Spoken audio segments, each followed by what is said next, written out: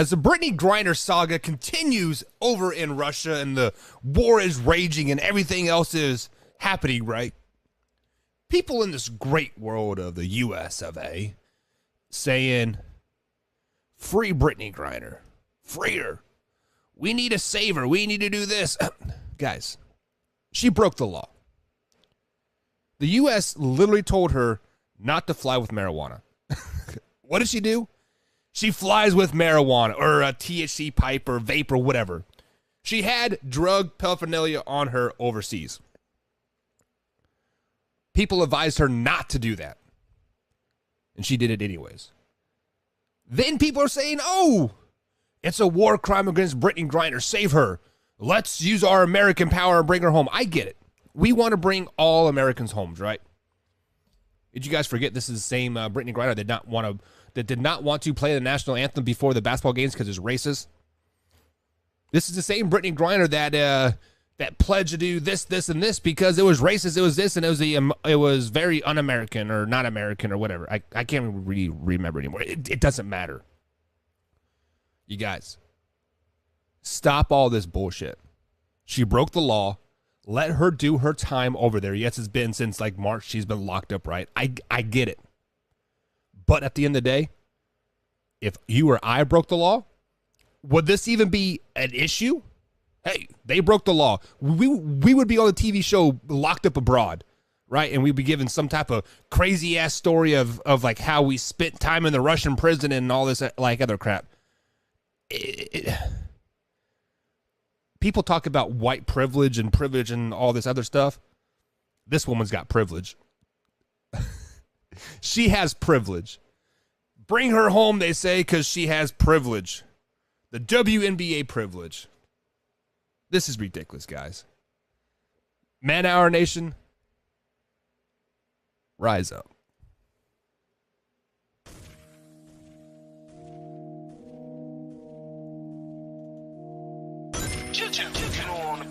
Every time, no. I would like to personally welcome you to. Ooh, that baby is hard. After dark, say that thing. Why I bring you the host, Mike, Buck, and Cone. You know who coming to the sports talk than what you about to hear right here. I second that. Yo.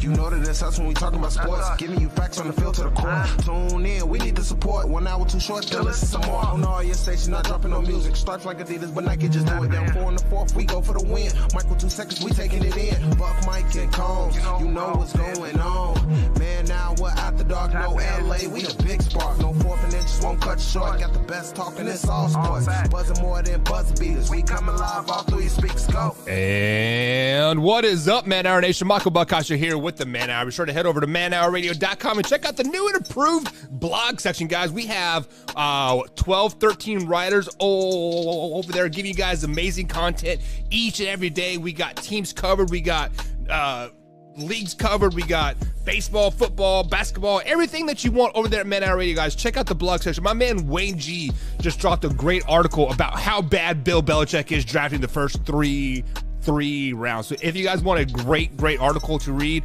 my man Wayne G dropped a one there was it last night? So yeah, I mean, guys, get over there, share it, love it, all that good stuff, and become a part of our Man Hour Nation over there. Simply type in your Facebook, your email, and bada bing, bada boom, we can have a conversation in the comments on the blog section. It is great news. Also, guys, we got the new merch out. I put a short up last night. Like their new tumblers are out. The new and improved tumblers with the new logo, with they're black and green. It's actually very sexy. So if you guys like sexy, and I'm bringing it back. I'm bringing sexy back. Yep, it is over there. manhourradio.com. Click on the merch tab, guys.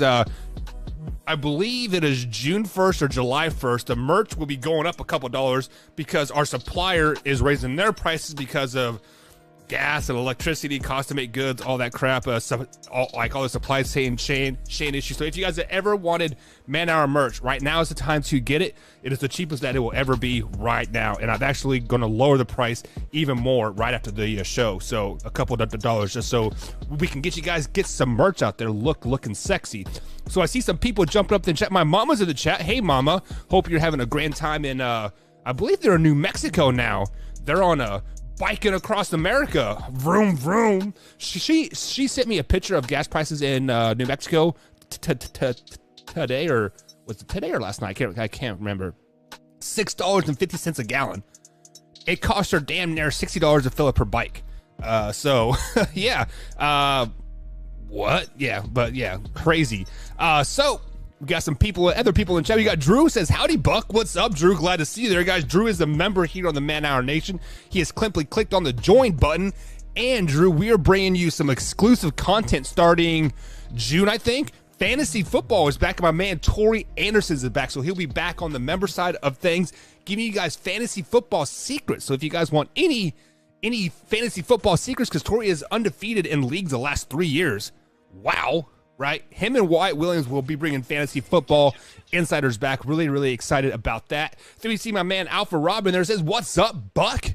What's up, Alpha Rob? I'm glad you are there. I posted some pictures of your boy Josh Allen in our Trash Talk group, and it was Brittany and Patrick Mahomes holding their baby picture, and it was Josh Allen, the choke artist that he is. So 12 seconds, Patrick Mahomes lasted 13 seconds and made a baby called Josh Allen.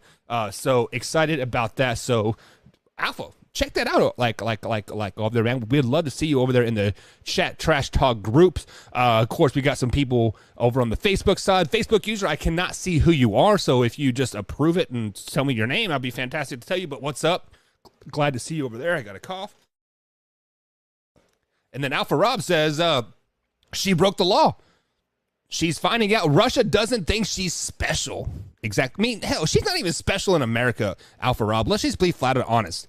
The only reason why we know who she is because she come out as the fifth openly gay WNBA player. She shaved off her boobs and walks around topless like all the time, and really nobody even knew she was in the WNBA until she got arrested over in Russia, right? So let's just be flat and honest. I mean, I don't know. Drew says, you bringing hemorrhoids back? Bro, I am pretty sure I'm hemorrhoid out after having China Garden, Thursday of last week? Yeah, if there's anything in there, it is definitely probably in the Ohio River by now. So definitely do not eat China Garden on a Thursday afternoon when you're trying to get home for the weekend. But hey, I digress from that, guys. But hey, guys, my man Wyatt Williams will be on here in about 40 minutes. We are going to break down the NFC West schedule. Spoiler alert, I have the Arizona Cardinals going 6-11 this season. That is right, 6-11. So spoiler alert for that. But we'll see. We'll talk about it, and we'll explain that coming up here in hour number 2. Of course, we're going to break down the 49ers, Rams, and Seahawks as well. We are on, what is that website called? I think it's called, so it is called playoffpredictor.com. So we will pick all the games, and it will give us all the playoff outputs. And so over the next couple weeks, guys, we'll break down each division. We'll break down the playoffs, and we'll give you guys our Super Bowl picks all before May happens. And Drew says, what? Effing nuts. I'm not nuts, man. Think about this. Arizona Cardinals have the second hardest schedule in the NFL this season behind the Rams. The Rams teams that they played last year had a winning percentage of 500, or it was .564, right? The Arizona Cardinals have a .543, so they're just like, what, 2/10 underneath their record, and they start off with the Chiefs, Raiders, Rams, Panthers, Eagles, Seahawks, Saints, Vikings, Seahawks again, Rams, 49ers. Man, hell, they could start 0-11, Drew, and I would not be surprised. Definitely have them starting out 0-6 without DeAndre Hopkins, but we will get into hour number 2. But coming up right here, guys, right now, wow, my man Wyatt is studying and getting ready for finals this week. Well, not he is. If you guys got any questions, throw them out there. We'll have an open Q&A session here in about 10 minutes here on the Man Hour. So any burning questions that you might have, it is Burning Question Monday. So definitely get us those burning questions that you might have. But I'm going to start today's show off with the top 5 running backs going into the 2022 NFL season. Because over on our Trash Talk groups, I've been sharing some pages and people have like saying, "Oh, this person's great, this person's not," and their ranking system is completely flawed, completely stupid. The most asinine sum of ranking systems that I've ever seen in my life. For example, Power Rankings 1. I shared a Power Rankings 1. This particular person had the New York Football Jets ranked number 13th in the Power Rankings. What? What? Number 13? Okay. I'll give you guys my power rankings probably Thursday. Like, give me some time to look at the drafts, like really break down the drafts and schedules and like whatnot, and I'll give you my preseason power rankings way too early, right? And of course, times will adjust with injuries and whatnot. So the Jets coming in at 13, that's absolutely crazy and asinine. But I digress from that. The one thing I wanted to address though was I believe it was the same person shared a top NFC quarterback list. And they had Trey Lance at number 8. Trey Lance at number 8. They didn't even have Jimmy G on the list. They had Trey Lance at number 8. Spoiler alert, Trey Lance is still the backup in San Francisco. Jimmy G has led the San Francisco 49ers to the NFC Championship game 2 of the last 3 seasons. And you don't even have him on your list of the best. I mean, I believe it was all, what is it, 16 teams? Like they had all 16 teams or all 16 starting quarterbacks in there from what it looked like. And they didn't even have Jimmy G on there. They had Trey Lance at number 8. What? So I guess I got to give you guys my NFC and AFC quarterback rankings as well. I did the top 5 for the whole NFL. So we'll do NFC and we'll do AFC as well. We'll do those tomorrow. I'll have time. I'll write them down, get them all worked out. I can guarantee you Trey Lance isn't on there. I can guarantee you that Trey Lance is not on there at all. But I know who is on there, Jimmy G. Definitely a top 3 quarterback in the NFC, so spoiler alert for that.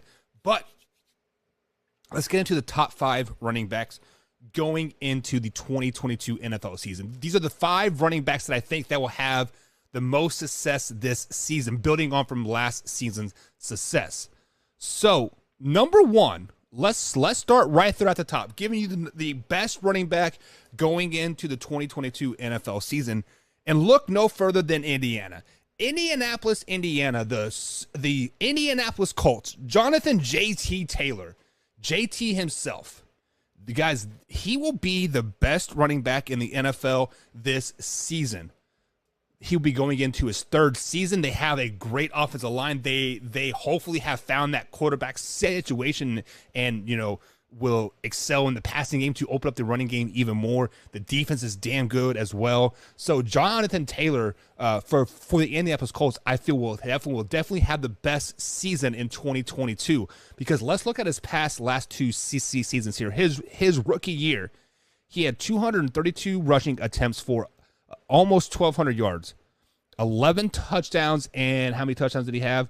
He averaged 7.7 yards a carry. Wow. No. That's not right. That's not right. 5 yards a carry, 5 yards attempt. Okay. I mean, still 7 yards is pretty intensive, but 5 is pretty damn good too, especially for a rookie. Last season, 332 attempts, 1,800 yards, 18 touchdowns, 5.5 yards a carry. So if we add science into our thought process here, he is bound to break 2,000 yards this season. He is bound to get 15, 16 touchdowns. He is bound to rush for 6 yards a carry.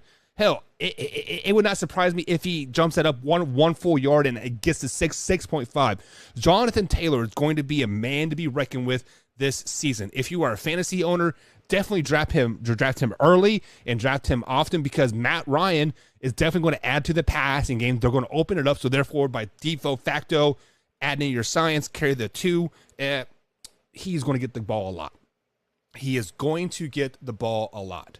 Now, running back number 2, if my page will load, it is going to be Najee Harris. Najee Harris is a Pittsburgh Steelers running back, obviously from last season, and he was a rookie last season. Last season, he had 307 attempts for 1,200 yards, 7 touchdowns, 3.9 yards per carry. However, Big Ben was not himself, right, last season. He was definitely on his last leg. Big Ben was kind of going through the motions at the last part of the season. Now, you have Mitchell Trubisky, you have Kenny Pickett, you have Mason Rudolph in there. No matter what quarterback they have besides Mason Rudolph, half ahead like himself, they're going to be able to push the ball down the field a little bit a little bit more, I should say.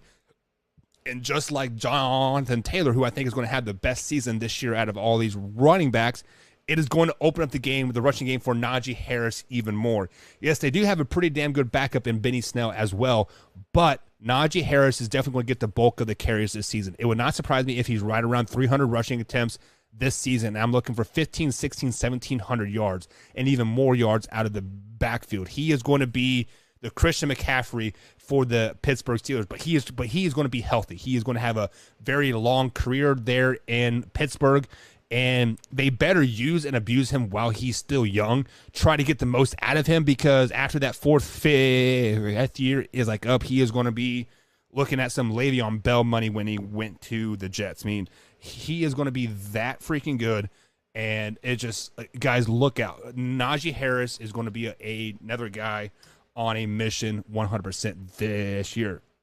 So just to recap, the number one top running back going into 2022, I have Jonathan Taylor for the Indianapolis Colts. Number 2, I have Najee Harris for the Pittsburgh Steelers.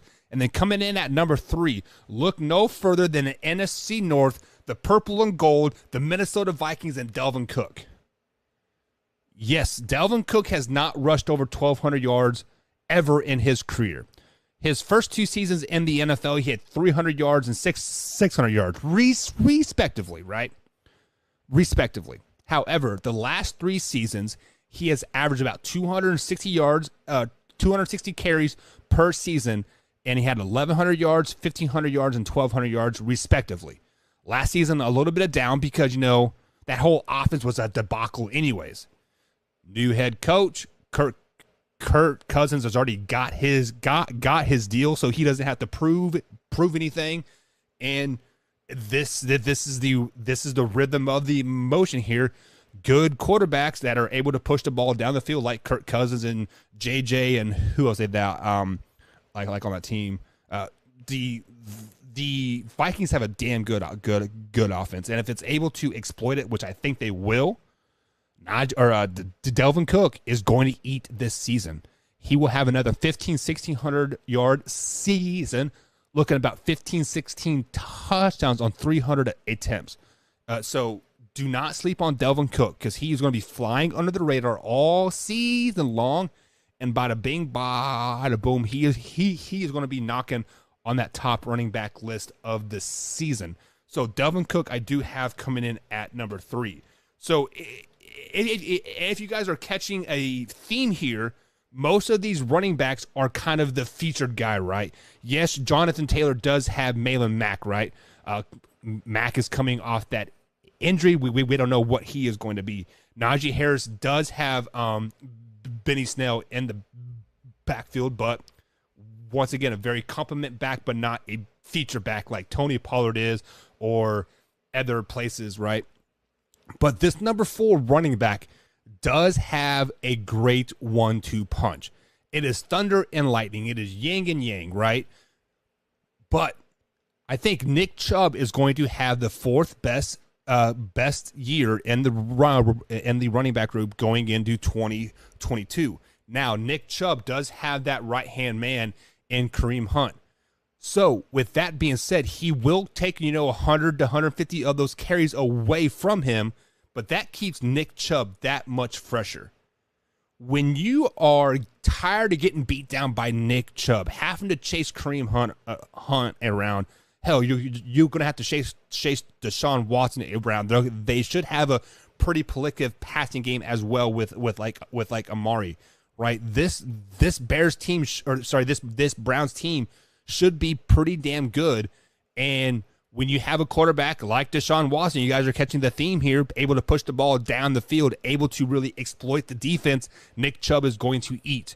Yes, he will not get 2,000 yards by any means. He will not have 300 carries, but he will have 220, 250 carries, around 1,500, 1,600 yards.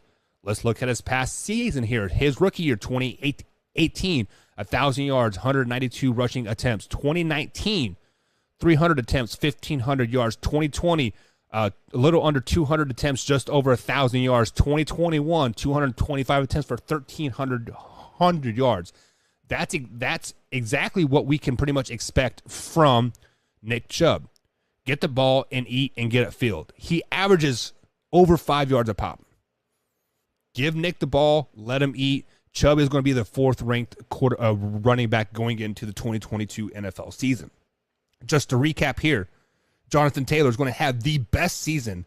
Najee Harris will have the 2nd best season. Delvin Cook will come in at number 3. Nick Chubb is going to come in at number 4. And then coming in at number 5, I want you guys to realize that we have not named some of the top running backs in the league that many people think. CMC, right?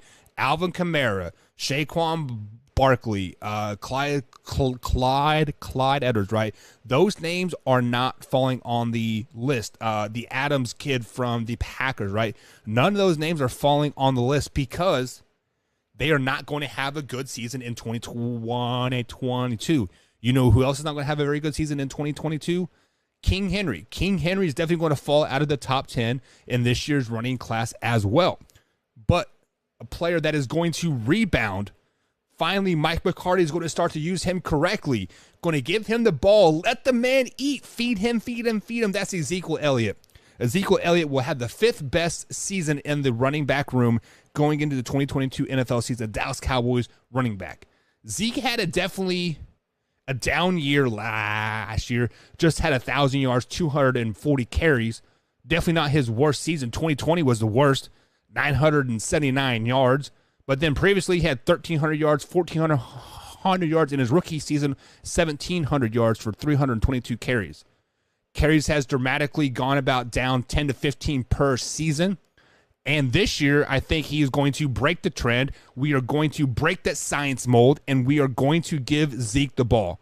We are going to feed him. He signed that big contract, and basically, you have to use and abuse Zeke the next couple years. Make him earn that $100 million contract that he had, right? Now, people can say the same thing about Tony Pollard as well. You have Tony Pollard on a rookie deal. Use him and abuse him. Wash him up and let him leave. No.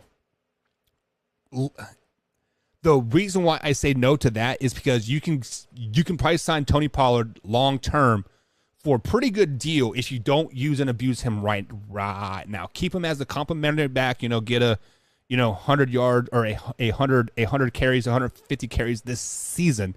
Use and abuse Zeke. Give the Zeke the ball 300 times this season. Hell, I'd be happy with 400 times. Give him the ball. Let him eat, because Zeke gets better when he gets in the rhythm of the game. He is much like King Henry. If you watch the Tennessee Titans and Derrick Henry run the ball, first quarter, second quarter, even most of the third quarter, Derrick Henry isn't very good. He isn't very elective. He isn't very electric. He doesn't really, break those big runs and stiff arm people, throw them on the dirt. When does he do that? The fourth quarter, because he is basically better than everybody else in the fourth quarter because he's better conditioned. He does better when it's time to eat. That's exactly what Zeke does. Look at him back at Ohio State. Yes, I did see a stat where he was clocked at 22 miles an hour. Zeke isn't your speed, I'm going to juke you out, Barry Sanders guy. He has speed and he has power. He is going to lower the shoulder and he's going to put your dick in the dirt. Let Zeke do that 20 to 30 times a game. Use and abuse Zeke Elliott this season. The Dallas Cowboys will win the Super Bowl if they do this, but Zeke will have the 5th best season going into the 2022. So just to recap, I'll go 5-1. At number 5, as best running backs going into the 2022 season, or actually who is going to have the best season, I should say, Zeke at number 5, Nick Chubb at 4, Delvin Cook at number 3, Najee Harris at 2, and Jonathan J.T. Taylor at number 1 for the Indianapolis Colts.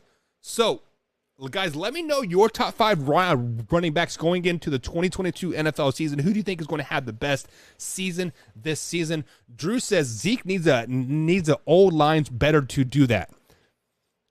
the Dallas Cowboys still have a top 5 offensive line in the NFL if they can stay healthy this season. They also drafted some offensive line help this year as well, Drew, and they are just going to get better over time. Repetition. What does the old Coach Boone from the Remember the Titans say? Only need 3 plays. It's just like butter. Give it time and it works, right? Or something just like that. So, yeah. Drew also says, I believe Derrick Henry will be a top 10 running back this season. I do believe he will be like at number 9 or number 10, Drew, but I don't really anticipate him being over that because he came off that injury last season. I can't remember what he hurt. Was it his quad or hamstring or something? Like he tore something, I thought. But when we look at Derrick Henry, after he came back from the injury, the Titans were almost scared to use him. They figured out that Ryan Tannehill can pass the ball. They figured out they had a couple other running backs out there that could, somewhat shoulder the load, right?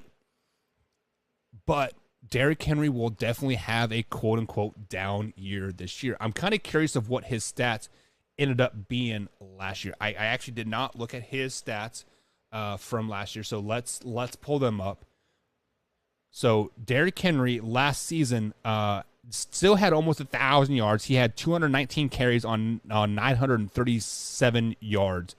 He only played 8 games, so he was definitely on pace to break that 2,000 mark again. But in 8 games, guys, he had 219 carries. 219 carries on just 8 games. He was on pace for 425 carries in the season. Now he will be 28 this year, Drew. So he was a rookie in 2016. Now I do believe in that in the old theorem, right? That Alabama running backs takes 3 years to get like really in the groove and like understand the game, right? And that's exactly what happened. Year 4, he got the 1,500 mark, and then obviously 2020 he got the 2,000 mark. But yeah, I mean 219 carries in 8 games, guys. That is rough. The previous year he had almost 400 touches. The previous year before that he had 303. So since 2018 he has 215 carries. 300 carries, 378 carries, and 219 carries. In his career, in the 6 years that he has been in the league, he has 1,401 rushing attempts. For a running back, guys, I'm surprised he can get out of bed in the morning, to be flat out honest. Now, we talk about Tom Brady finding the edge and, tiptoeing, and he's going to fall off the cliff, right? And people have been wrong. I could be 100% wrong that Derrick Henry is at the cliff, right? But running backs years, 6 years is about 15 to 16 years in the league. This year will be his final productive year. He will still be a top 10 running back as far as yardage and just the overall threat. Like, you have to keep that extra guy in the box because of the threat of Derrick Henry, really exploiting things and pushing down on the field. But 2023, I am predicting the downfall of Derrick Henry. I think in 2023, guys, we will not see the Derrick Henry that we saw in 2020 or 2019 or even the first 8 games of last season. The Titans have been using and abusing him, and it is you can only ride a whore hard and put her wet so many times before she starts to responding, right? And Derrick Henry has been rode hard and put away wet for the last 3, if not 4 seasons, and it's time to fire back. So with that being said, guys, we are up against the first break here on the Man Hour.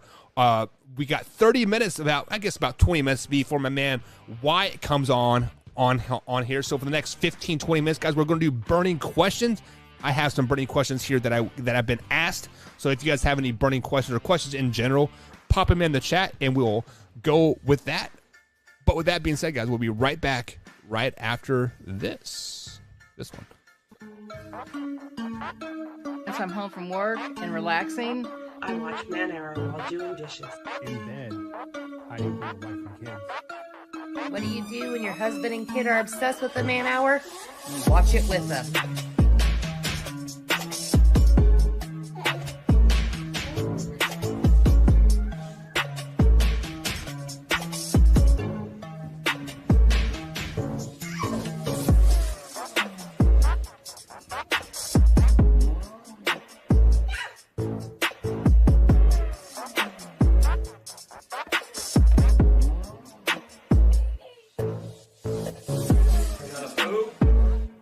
Watch the Man Hour. Check it out.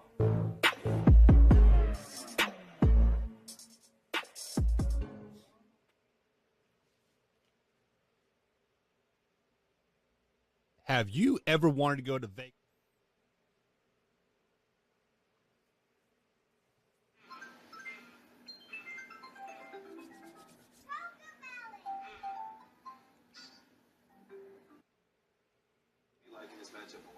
I give a slight Gee, spike to Marquette because they're playing on their home court, and Marquette's been taking care of business on the road.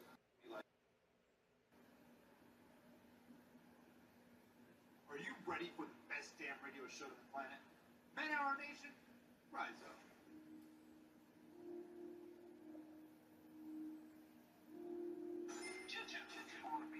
Every time, though.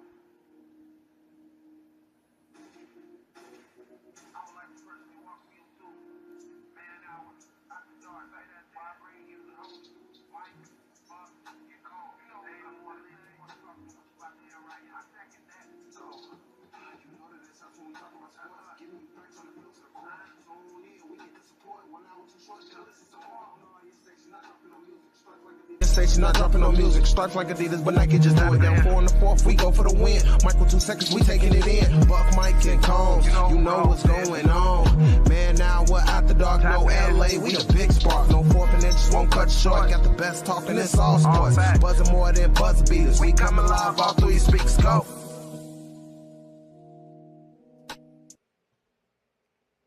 What? You're watching Man Hour. Hit that like button, baby.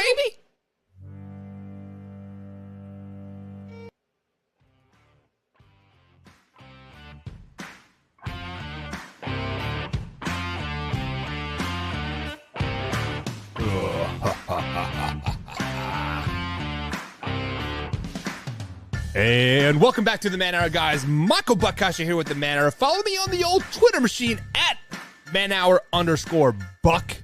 Coming up here in about 30 minutes, guys. About 20 minutes now. Shoot, it's already 8:40 p.m. East Coast time. Time is flying when you're having fun and partying naked.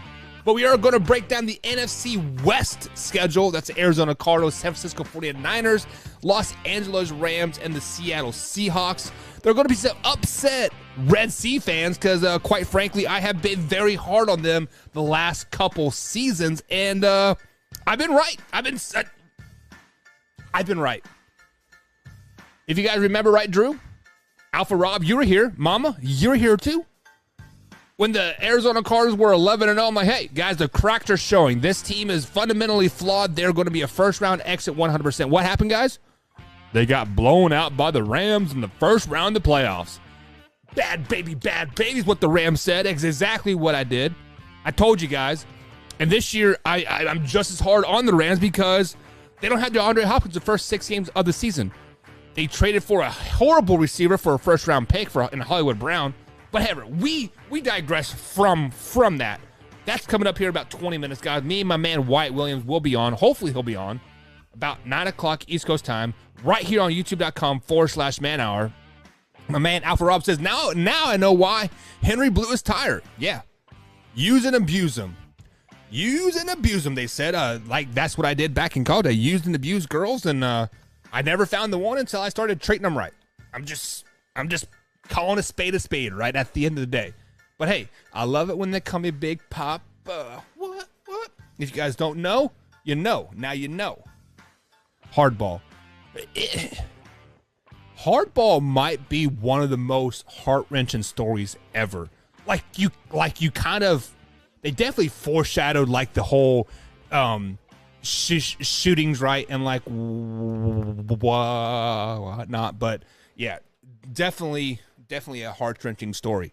So one of the burning questions that I got via text message, the text lines are open, guys. It is 812-406-HOUR. That's 812-406-HOUR. Spelled out on the old phone. If you don't know, then I guess you can't text.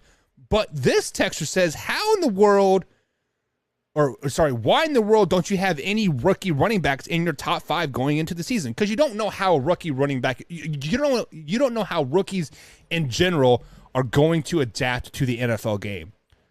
So anybody that has rookies in their top 5, top 10, hell, even the top 25 rankings going into a season, definitely playing with fool's gold. Never listen to those people whatsoever, because they're 100% wrong. How do you know? Let's flash back to last season. Many people had Trey Lance in their top 10, right? Always going to be a top 10 quarterback in the league, yada, yada, yada. How do you know? He didn't even play 2019 season or 2020 season in college. How do you know? You don't. You are basing everything off of highlight tapes and stats. Shut your damn mouth. So you cannot have rookies in your rankings whatsoever. Now, you can have second-year players. Now you can have rookies in your rankings, after week 2, week 3. Then you can get a very good justification of like, hey, this guy could really be something in the NFL.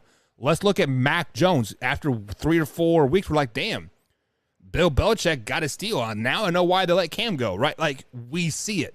But to put him in your power rankings now is absolutely stupid, absolutely asinine, 100%. So anybody that has them in their rookies, I'm referring to like in their rankings now, do not listen to them. Actually, don't even listen to anybody that's not me, because they're giving you a jaded view. They're always looking on the other side of the roads, and they don't see the potholes. Just like the Arizona Cardinals, right? I was spot on about them. But Drew says, do you think the Chiefs have enough running back depth? So I am pulling up the Kansas City Chiefs roster right now and looking at their running back depth. So obviously that they have Clyde Edwards-Helaire, right? They picked up Rojo from the Tampa Bay Buccaneers this offseason. Derek Gore, I should say, and Isa Pakako. I don't know who he is. So he is a rookie. They drafted him in the 7th round, 251st pick. So damn near very last pick. So I don't know anything about him. 5'11", 215 pounds from Rutgers. Nothing about him at all. But their number 2 or their top 2 running backs in Rojo and Clyde, hell yeah, that is enough alone, Drew. That right, because we're looking at around the league, 1-2 punch, boom, boom, right? Clyde Edwards, and then Rojo, boom, right there's your 1-2 punch. And they still have don't they still have the guy that won the MVP for him?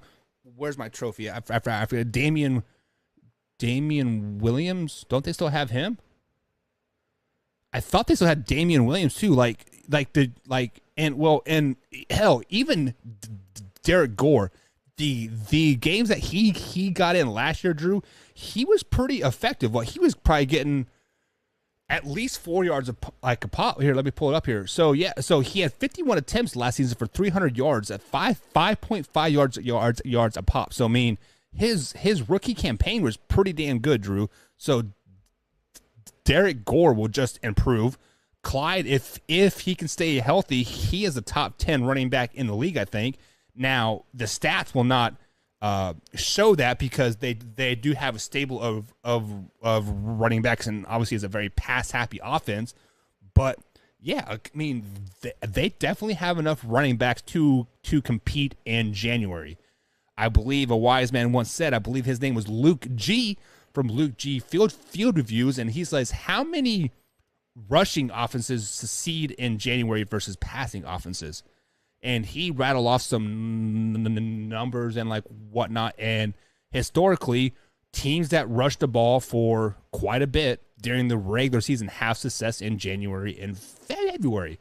Now, Obviously, you cannot base everything off of stats and history because, recent ties are starting to turn and whatnot. Definitely a very pass-happy league. The Buffalo Bills are going to throw for 10,000 yards this season. The Chiefs are going to throw for 8,000, right? And hell, the Tampa Bay Buccaneers might throw for 37,000. It is going to be crazy pass-happy offenses this season. But yeah, the Chiefs definitely have enough running back depth to compete this season, because let's just be honest, they're probably going to only rush the ball about 300 times anyways this season.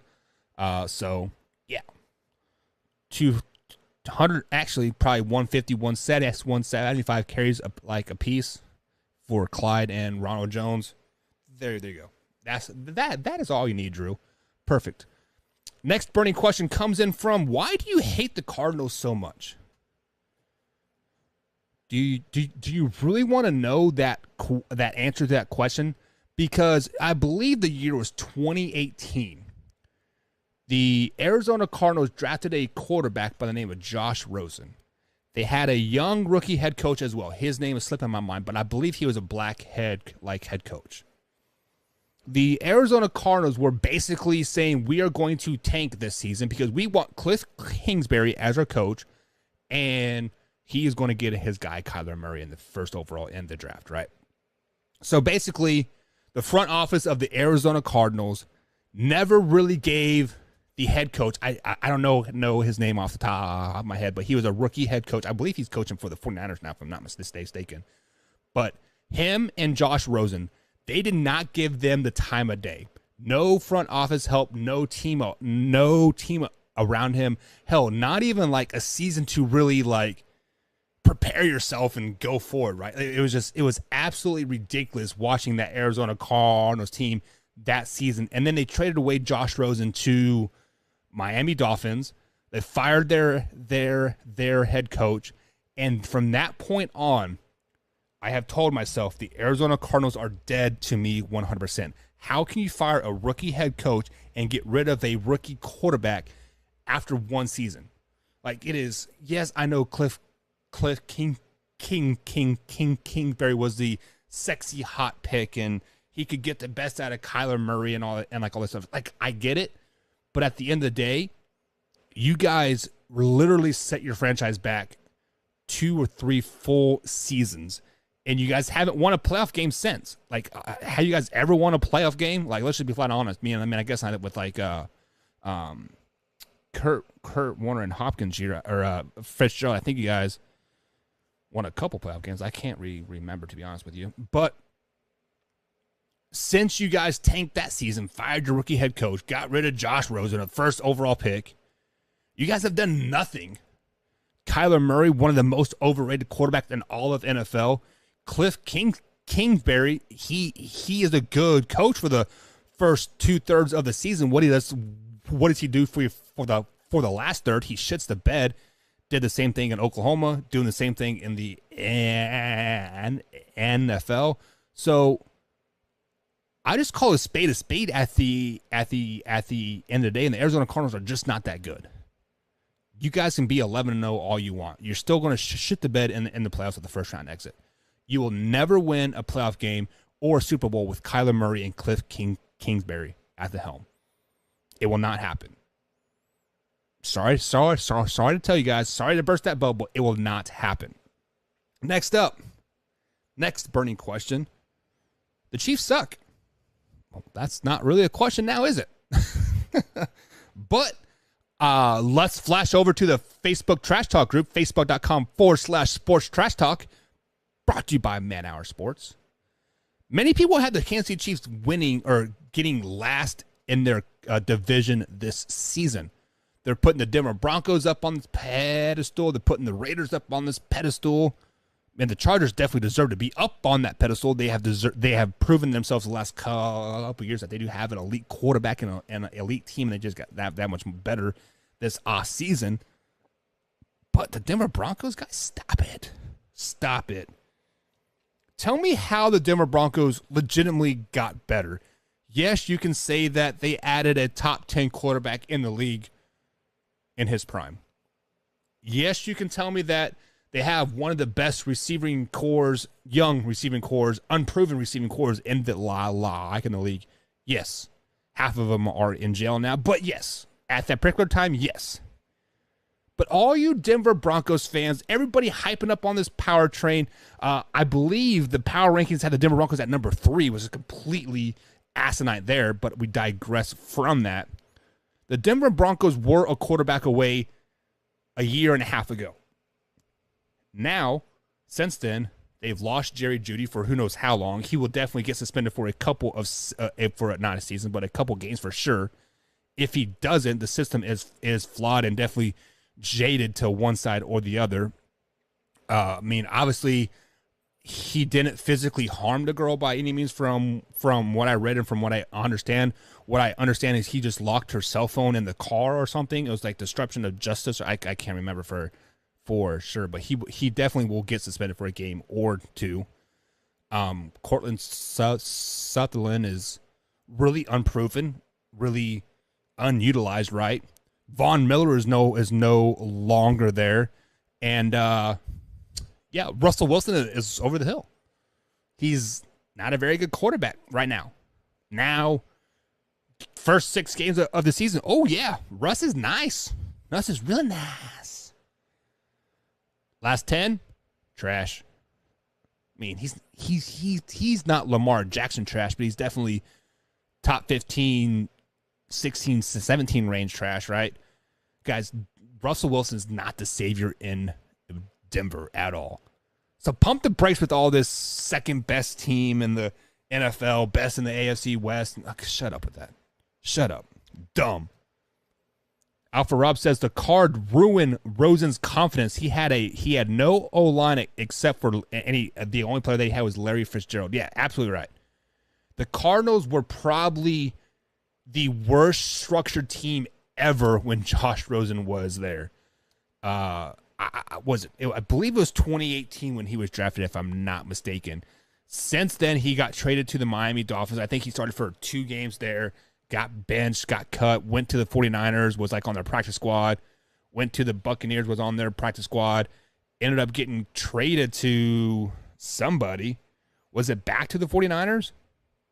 Like he was on their third string or fourth string there for like a little while when they had everybody and their dog was entered in 2020. Now he's back on the practice squad with the Tampa Bay Buccaneers, if I'm not mistaken. So yeah, like I was on the Josh Rosen hype train. Like I thought Josh Rosen was going to be a damn good quarterback in the league. Like, hey, this guy just needs a couple years to really like find himself. You know, like when your balls like start to, you know, pop out that pubic hair and you're exploring, you know, you're like, oh, what does this do? Like, oh, what's that? Right. That's how Josh Rosen was. He just grew his pubes and he's starting to play with himself, starting to understand how the NFL worked.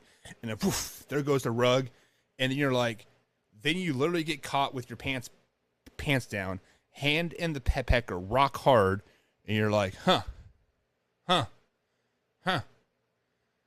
I think I'm going to be a celibate for the rest of my life, and that's kind of what happened to Josh Rosen. He since then has been celibate.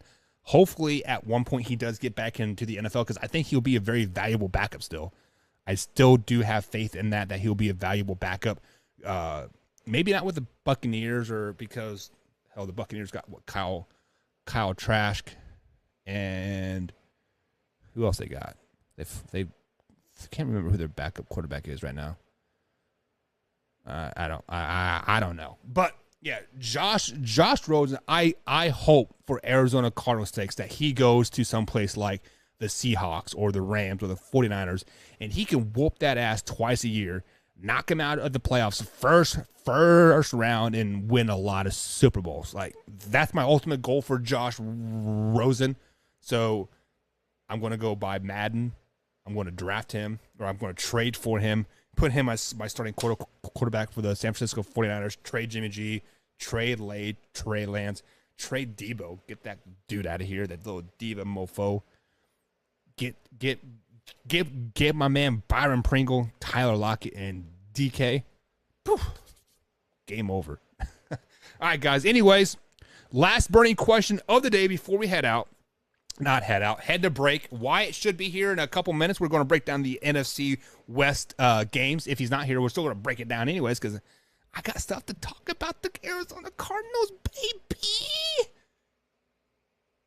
But the last burning question, where did it go? Let me pull up the old text message, the old Twitter machine. Too many texts. Tomorrow is Taco Tuesday. I know that. Taco Tuesday. Trademark LeBron James. Right? Anyways, I don't know where it went. I'm not going to scroll back through those text messages, but it was. I'm sure it was good. Otherwise, I wouldn't have mentioned it. I don't know. I'm drunk. Totally kidding, but not really. We'll be back, guys. We're having the Man Hour. NFC West breakdown coming up next. Stay tuned. What's going on, Belly Up Sports fans? Thanks for tuning in to the Belly Up Sports Podcast Network. We have some really exciting news for several Belly Up Podcast Network shows.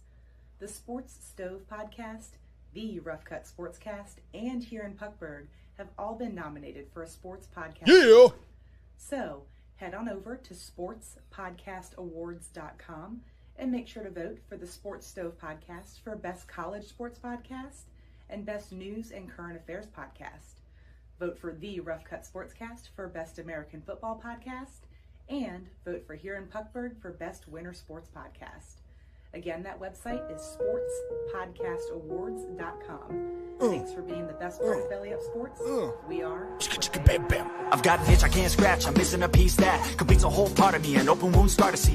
Everybody come here, gather round, welcome to the freak show, the best in town. What the hell's wrong with me? I don't get along with anybody, honestly. I've been living in my own head constantly, thoughts jumbled round, think I need a new lobotomy. Wait, all these thoughts are too negative. I don't wanna get lost in the sedative. Gotta show them what I got, I'm competitive. You know I'm about to go off, I won't let them win, I'll take a stab. I wanna chase the bag, I want a way I can change all the things I lack. I gotta face the facts, I got a taste in that. Got me obsessed with the rest, I got an itch to scratch. No way now, I'll give up everything.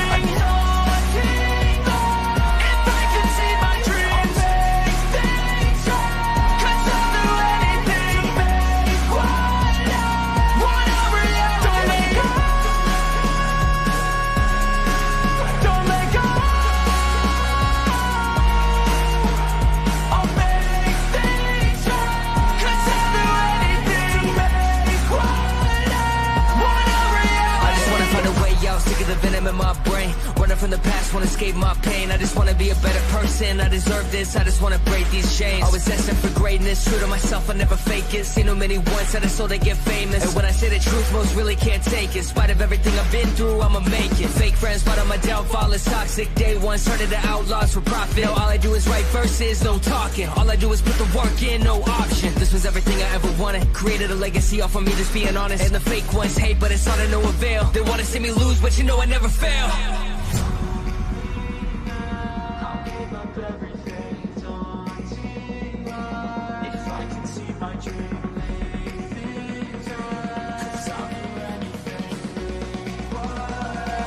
Want a reality.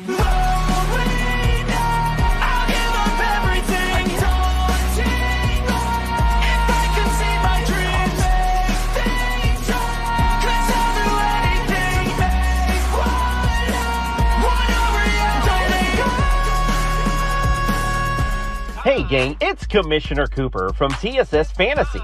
We are the fantasy show of the people. That means we give the people what they want.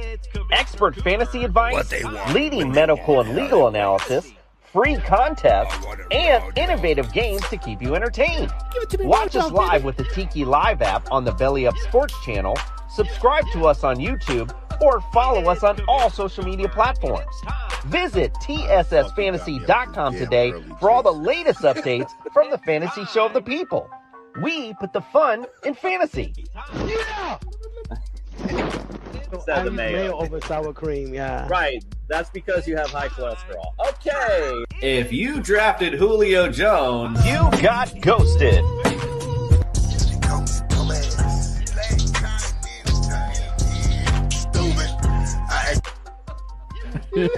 This is is amazing. TSS Fantasy is like an orgasm. If I had a cigarette, I'd smoke it. I'm pumped to be here. This is the show of shows. TSS Fantasy, the fantasy show of the people.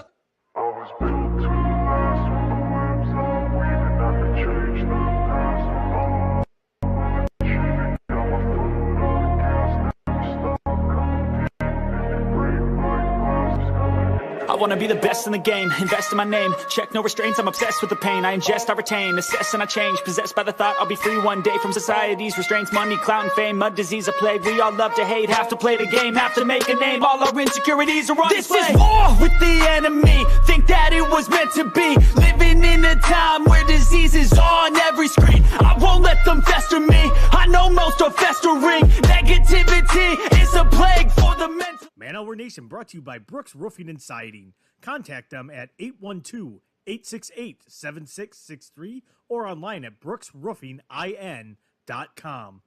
Brooks Roofing and Siding, protection you need when nature strikes.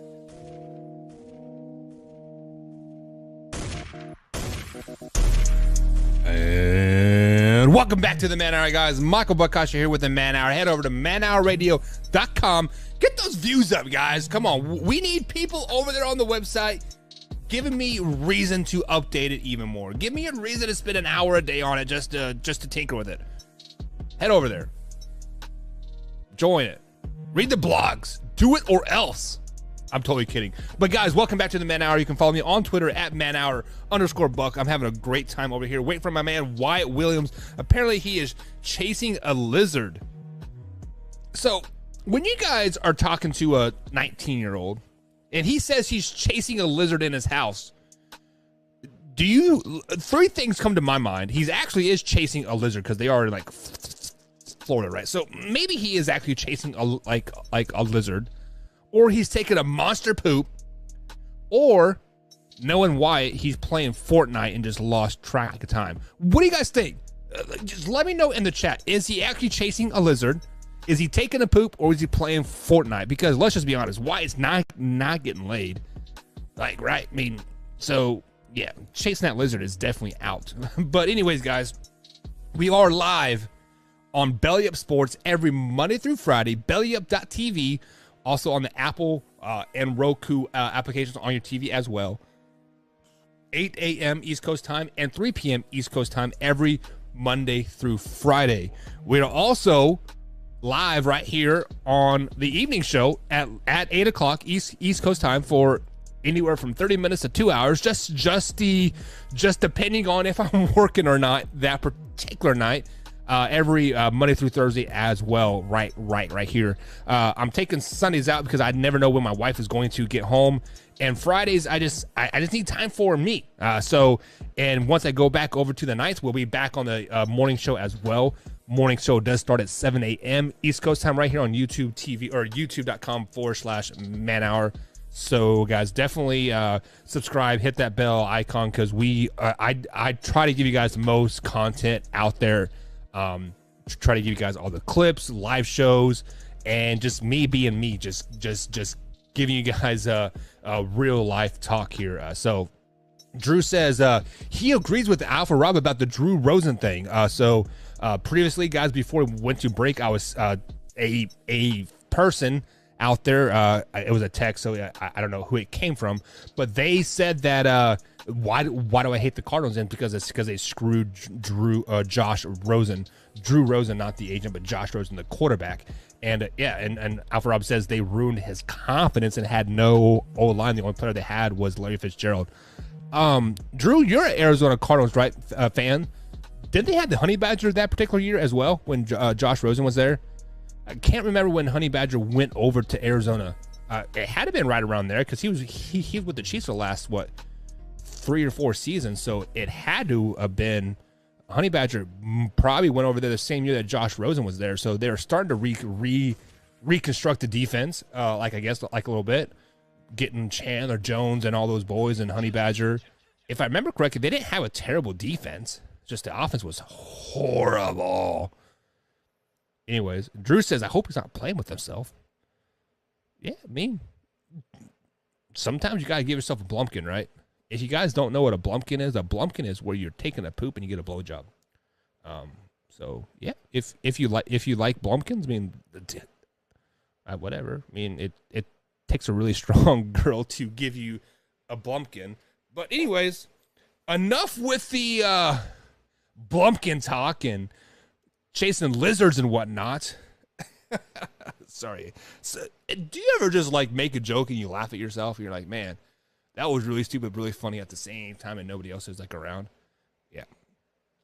That is me right now. Shout out to Bud Light. They should be sponsoring us, but they don't. So if you guys have any connections at Anheuser-Busch, I would love for a Russian company to sponsor an American sports show. I think it would be the most Joe Biden thing to do, like hands down. So yeah, Anheuser-Busch, I know you are not American owned anymore. I believe you're Russian owned. So yeah, sponsor us. I mean, I'll vote for Joe. Anyways, Alpha Rob says he thinks he's taking a dump. Hey, sometimes you cannot rush the glory of taking a massive and like nice poop, right? Like everything just flowing, right? And you get caught up on TikTok. Yeah. Drew says it's Belgium, not Russia. Whatever. They're all Russians if they're not Americans. Now, what Belgium is Germany, isn't it? Or is it Belgium an actual country? I don't know. I'm no scientist, but I play a doctor on TV. Anyways, guys, back to sports talk. NFC West schedule breakdown. We're going to start with the Arizona Cardinals. Obviously, the Arizona Cardinals did pretty well last season, right? They started out 11-0, finished the season 12-5. First round playoff exit to the LA Rams. So obviously by default facto, by having a very successful season last season, they get a number 1 ranked schedule going into the 2022 NFL season. With that being said, they do have the second hardest schedule per win-loss ratio of teams from last season. They have a winning percentage of .543, so over 500. So yeah, I mean, definitely a very, very tough schedule. And when we look at it on the surface, it is a very, very tough schedule. They do play the AFC West. They play the Chiefs, the Raiders, and the Chargers all this season, and the Broncos as well. So the AFC West is obviously probably one of the hardest divisions in football, if not the hardest, but behind the NFC West. But I have the Arizona Cardinals going 6-11 this season, just 1-5 in the division. I don't have any faith in this Arizona Cardinal team whatsoever. I think they're going to be a very, very down year, and missing DeAndre Hopkins the first 6 games of the season is definitely going to hurt them, because let's look at their first 6 games of the season. First game, they are at home. We'll give them that, but they welcome the Kansas City Chiefs into town. Now, the Kansas City Chiefs historically are not very good week 1, week 2, or week 3, but maybe the times have turned. Maybe Patrick Mahomes has finally, actually prepared himself this offseason, unlike last offseason when he was just banging his baby mama, right, and dealing with the 1-year-old and like all that stuff. Maybe he's prepared. But they start the season off with the Kansas City Chiefs. That's a loss. Then they travel to Vegas. That's a loss. And then that home versus the Rams. That's a loss. Then they travel across the world. Not really across the world, but to Carolina to take on the Panthers. That's a loss. Then they welcome the Philadelphia Eagles into town. That's a loss as well. This is going to be a very sneaky, very, very sneaky good Philadelphia Eagles team. I have not break down their schedule yet, but I could anticipate them getting 10 to 11 wins this season. The Eagles are going to be a very, very good team, and that is exactly the game that I have circled first on the list. Like, this is a game that could make or break the Arizona Cardinals season. So I do have them starting the season 0-4, and with a loss to the Philadelphia Eagles, I have them going 0-5 to start the season. This is a game that is a very pivotal point for them in the season, because we're going to see what the Arizona Cardinals are made of, like, at this particular point, because next week they travel to Seattle to take on a Seahawks team that is supposed to be down, right? A Seahawks team that is supposed to be tanking and drafting the next quarterback in the first overall pick for next season. They still got DK Metcalf, still got Tyler Lockett, and they still have a very competitive quarterback in Geno Smith and or Drew Lock, depending who starts. That's a loss at loss as well. Guys, I have the Arizona Cardinals starting the season 0-6. 0-6. DeAndre Hopkins is going to be such a huge miss. Hollywood Brown is not going to be anywhere close to what DeAndre Hopkins is. Yes, I know DeAndre Hopkins only had like 500 yards receiving last season, but he also missed like 7 games. So he was still on pace to get over 1,000 yards, right? But he is going to be such a huge loss for the Arizona Cardinals his first six games of the season for putting the needle in his butt. So his first game back will be week 7 on a Thursday night game versus the New Orleans Saints, a New Orleans Saints team that could also be sneakily good if Drew Brees comes back. Look out. Right? I mean, shit, like we all heard the news, like he is hinting about, oh, maybe I'll make a comeback, right? But yeah, but I do have the Arizona Cardinals getting their first win of the season come week 7 over the New Orleans Saints. Then they travel to Minnesota, and they'll beat the purple and gold. They'll beat Skull Nation. Then week 9, if they win this game versus the Seahawks, that'll be 3 in a row. It's called a winning streak. Does it happen? No. Absolutely not. The Arizona Cardinals do not beat the Minnesota Vikings in Minnesota. Minnesota Vikings are going to be a damn good team. They're probably going to win the NFC North. Let's just be flat out honest. They're not going to beat the Vikings. So they are literally They are 2-6 going into a week 9 game when they're back at home taking on the Seahawks. The same Seahawks team that beat them earlier in week 6. A couple games later, a month later, bada bing, bada boom, the Seahawks do it again. Yeah, God, this is rough for the Arizona Cardinals this year. And then they lose the week 10 matchup versus the Rams as well. So we're looking at them at 2-8 going into week 11. 2 weeks before the bye week. The bye week cannot come soon enough. But the tables start to turn for the Arizona Cardinals come week 11.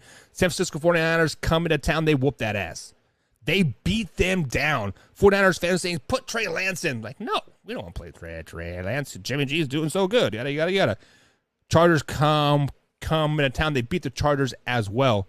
Bye week is week 13. Week 14, the Patriots come to town. 3rd home game in 4 weeks here, counting the bye. Beat the Patriots as well. The Cardinals have won 3 games in a row over the 49ers, Chargers, and Patriots. I like it. I like it a lot, right? That puts them at 5-8 at this particular time. Week 15, they travel to Mile High Stadium, take on the Broncos. That is a loss. Whether, I don't care how good or how bad the Broncos are going to be, playing at Mile High is a man's game. I mean, for whatever reason, teams that travel to Mile High just do not do well. Kansas City Chiefs, Raiders, it doesn't matter who you are. You can be the Buccaneers. You are going to have problem with the elements there at Mile High Stadium. Week 15 is probably going to be cold, might be snowing, elevation, yada, yada, yada. You go from sea level to above a mile high. It is rough. Now, week 16, the Buccaneers come into Arizona. They do get that win, upset win. Week 17, travel to Atlanta. Cross the country from West Coast to East Coast. 1 o'clock games are rough. Rough for the West Coast team. Falcons win that game. Week 18, they're like, at this time, they're like, man, can the season get done over enough? 49ers are probably playing for a playoff spot like at this time. For the 49ers beat them. So in 2022, I do have the Arizona Cardinals not doing too hot, going 6-11, 1-5 in the division. Their wins are going to come over the New Orleans Saints, Minnesota Vikings, the 49ers, Week 11, Chargers, the Patriots, Buccaneers, and the Patriots. So yeah, Arizona Cardinals fans, not very good. So guys, let me know what you think the Arizona Cardinals are going to be this season. Drew says Drew Brees is not coming back. We will see. We'll see. We'll see. Next up in the division, guys, we are going to break down the LA Rams here. As soon as it loads. There we go. So the LA Rams obviously are Super Bowl champions, right? And with the Super Bowl champions, you get a Super Bowl championship strength schedule. The Rams do have the hardest, that's right, the hardest games this year, the 2022 season, just in front of the Arizona Cardinals. They open up Thursday Night Football, taking on Alpha Rob's Buffalo Bills. Give me the Rams in that one. I like the Rams to really shut down the Josh Allen show, right? The Rams are going to come in hot. They're probably getting their Super Bowl rings. Yada. So, but with that being said, week 2 they do welcome the Atlanta Falcons into town, and they're hungover a little bit. They had a big win over the Buffalo Bills. They got the Super Bowl rings, and the Medley rookie quarterback in Desmond Ridder and the Atlanta Falcons. They don't have Calvin Ridley. All they have is Kyle Pitts. The Falcons win this game. The Falcons upset the Rams week number 2. Obviously, I had the Rams winning week 3 over the Cardinals. Week 4 this is a great game. Week 4 is a Monday night game. The Rams travel to San Francisco. I got the 49ers winning this game here. This game is circled on my schedule to watch 100%. I'm going to watch this game 3 or 4 times. I'm going to put it on loop and just make sure I catch everything in this game, because there's going to be so much happening in this game that you cannot just drink beer and actually just enjoy the game. You're going to have to sit down and watch it. You're going to have to analyze this game. This is a make or break point for both of these teams. If one of these teams get blown out, it could change the trajectory of the whole season, right? So with that being said, I do have the 49ers winning this game, and then I have the Rams dropping their next 2 games versus the Cowboys and the Panthers, because they're still hung over from, man, we just got thumped by a division team. So bye week is week number 7, and they're kind of licking their wounds going into the bye week. They're going back to the playbook. They're like, man, what just happened? They are 2-4 going into the bye week, right? But this is when things start to turn around for the Rams. Coming off the bye week, Sunday night game, they thumped the 49ers. It is not even close. Week number 9, they thumped the Buccaneers. Yes, they're traveling to Tampa Bay. I believe it is a 1:00 game as well. That doesn't matter. Matthew Stafford and the Rams beat down the Tampa Bay Buccaneers. No question in my mind. Obviously, week 10, I had them beating the Cardinals. Week 11, they're beating the Saints. And week 12 here, it is the next matchup. They're traveling to Arrowhead to take on the Kansas City Chiefs. Shut your mouth when I'm trying to talk, boy. I'm just messing with you. But anyways, week 12, the Rams travel to the Kansas City Chiefs. This is another game that I have circled on my roster. This is a game that it is a very pivotal game for both teams here. This is a game where we don't know who is going to come or go, and quite frankly, this is a must-win for the Rams. They're kind of on a 4-game winning streak. Like at this point, they're 6-4 on the season. But nobody's going to go into Arrowhead this year and win at all. The Chiefs win this game here. Then they get wins over the Seahawks, Raiders. Monday night game, week 15. Packers versus the Rams. They are going into Lambeau Field. Packers aren't very good on Monday night, Wyatt. I'm just going to throw it out there. They're not very good on Monday night. But give me the Packers. On Monday night, they are coming off a bye week there. Then the Rams finish on a 3-game winning streak to end out the season when wins over the Broncos, Chargers, and Seahawks, giving them a 11-6 record. So 11-6 record for the Rams for this season. Wyatt, welcome to the show, my man. How are you doing, buddy? I'm doing good. I just had what could be one of the craziest days of my life. just happened. So I had class today. Then after class, I had to work on. I've got a final I have to do by Wednesday. So I started writing the script for that and getting everything together for that. And when I do broadcast writing and all that stuff, I like to write it out and then look at it several times before I go. I like to, read it several times, change things, make it better and all that stuff. Because if you just sit down in one setting and do it, it's just like, it won't be as good if you take more time to look over it and all that. So I like doing that. Wait, what is a script? I've never read a script. I'm totally kidding. So I get all that stuff together, and then I promised Nikki we would go to this park today, which it was really cool. So we went to that, and we saw alligators there and all this stuff. And so I did my project and all that stuff as I was there with Nikki walking around and stuff. And then when we get back here, I go in here ready to go by 9. And Nikki goes into the bedroom, and I hear a loud scream, and I'm like, uh-oh. And I walk in there, and this is the beauty of living in Florida. This is the part they don't tell you about. There's a 6-inch lizard on our wall in our bedroom. I'm like, oh, awesome. And this thing is fast with a capital F, like freaky fast. Jimmy John's freaky fast. So I get a Tupperware bowl, and I chase this thing for a while, and I can't get it. And basically, it ended up running into the windowsill hole that it came in and into like the wall. There's like a little crease between the windowsill and the wall.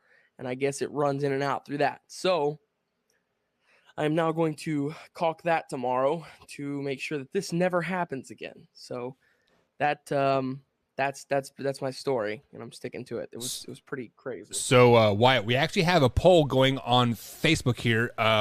Because you told me that you were chasing a lizard, and we have 3 choices here. 1 is you were actually chasing a lizard. 2, you were taking a dump. And 3, you're playing with yourself. And playing with yourself is overwhelming, winning the poll there. But anyways, we are breaking down the NFC West. I have already broken down the Arizona Cardinals. I had them going 6-11 on the season. Why? What do you have the Cardinals going? The Cardinals, I have them at about 11-5. I just realized I messed this up. I don't know why. I thought you said AFC West. Oh. So I prepared the AFC West, and when I got in, you were talking about the Chiefs, so I was like, oh, okay, good. And then now I'm realizing it is NFC West. But with that being said, the Rams, correct? Yeah. Who'd you say? Yeah. So the Rams. I had the Rams going 11-6, and I actually had the Rams beating the Buffalo Bills the opening game of the NFL season. And my man Alpha Rob says, "Not happening, Buck. Von Miller's going to hunt down Stafford." Whatever. Get out of here with that. Maybe. I don't know. I'm excited to see. That's a really good way to start out the season. Bills, Rams. Wow, I'm looking at their schedule. They got a really tough schedule right out the gate. It is the hardest schedule in the NFL. Yeah, this is ridiculous. They play the Bills, then they play the Falcons, while they're not an incredible team, they're nothing to sneeze at. They're, a medium-level team, I think. Then they play the Cardinals, a division rival. Then the Niners, last year's almost NFC champions. And then they play the Cowboys, and then they play the Panthers, and we have no clue if they're going to be really good or really bad. Then they play the Niners again. Then Tom Brady. Then the Oh my gosh, they are just getting punched week after week after week. So yeah, with that being said, oh man, and they have the Chiefs too. This schedule's ridiculous. The Chargers, the Broncos, the Raiders. They play the entire AFC West. Oh my gosh. Yeah, so I'm gonna say that's gonna be tough to escape this with 13 wins. I mean, they're capable of winning 13 games. They're Super Bowl champions last year. So we know that. I mean, oh my gosh. That's tough though. They're going to win a lot of those games though. I will say that. So I'll give them a 12-5. I'm going to go 12-5. So you have them going 12-5. I had them going 11-6. One of the key games that I have circled for them Is this week 4 matchup, Wyatt? And just like what I was saying right before you jumped on, is this week 4 matchup Monday night when they travel to Levi Stadium to take on the San Francisco 49ers? This is a very pivotal point in their season. Like, if they get thumped by the 49ers, which I think they will do, they will lose to the Cowboys and they'll lose to the Panthers going into their bye week at just 2-4. I mean, definitely not way a Super Bowl champions want to start their season off, right? There's a realistic chance right now. I'm looking at this schedule. There is a realistic chance that last year's Super Bowl champions, looking at the schedule right now, could actually start off the season 1-7. Like, there's a realistic chance if like everything went horrible for them. The Bills are a really good team. The Cardinals are a really good team. The Niners are a really good team. The Cowboys are a good team. The Panthers are an okay team, a little above average. The Niners, again, are a really good team. The Buccaneers are a Super Bowl contender. The Cardinals, again, are a good team. So, like, there's an actual shot that they start this out with, you know, in the first half of the season, out of their first 8 games, they could actually only win like 4 of those. That's a real possibility for a Super Bowl champion. I don't think it happens. I think they still come out of that about 6-2. I mean, let's see. They play Buffalo. I think I do agree with you. I think Buffalo comes out strong this year. I think that the Rams are satisfied. They just won a Super Bowl. So I think the Bills, who are hungry, and I mean, they're going to be hungry this year. So I'll take Bills week 1 there. They beat the Falcons. They'll beat the Cardinals. That is interesting. At Niners. That's a tough place to play. I'll give them 3-1 there. I'll give them 3-1. Say they beat the Cowboys, beat the Panthers, 5-1, lose to the Niners at home. I'll give them a weird loss because they always have weird losses. They had a lot of weird losses at SoFi last year. Yeah. So that's that second loss. I'll say they beat Brady in Tampa. Then they beat the Cardinals at home. Yeah. So I'd say out of those first, let's see, 1, 2, 3, 4, 5, 6, 7, 8, 9. I have them at like 8-2 for the first 10 games. All right, so Drew wants to hear your thoughts on the Arizona Cardinals. I have them going 6-11, starting 0-6 to start the season, if not 0-7. What are your thoughts about the Arizona Cardinals? What do you think the record is going to be, and are they going to be just as bad as I think they're going to be? And their first game here is the Panthers, correct? Their first game is versus the Kansas City Chiefs, and then they play the Panthers week number 2. Why does my thing look all weird? That says, for some weird reason, my laptop right now, I don't know why, says they play the Ravens, Chiefs, Raiders, and Rams in the preseason. Yeah, that's preseason. So okay, then they start against. So week, let me flash over. But like week 1, the Kansas City Chiefs are traveling, to Arizona. Week 2, I believe they are playing the Panthers. As it loads here, because I was on the Seahawks ready to move forward here. Give me 1 second. So yeah, week 1 they play the Chiefs. Week 2 they play the Raiders. They travel to Vegas. Week 3 they play the Rams. Week 4 they play the Panthers. Week 5 they play the Eagles. 6 Seahawks, Saints, Vikings. Okay, Seahawks. okay. So it's Chiefs, Raiders, Rams, Panthers, and then on, right? Yeah, Eagles. Yep. Okay, so starting off week 1, they play the Chiefs. I'll take Chiefs in that one.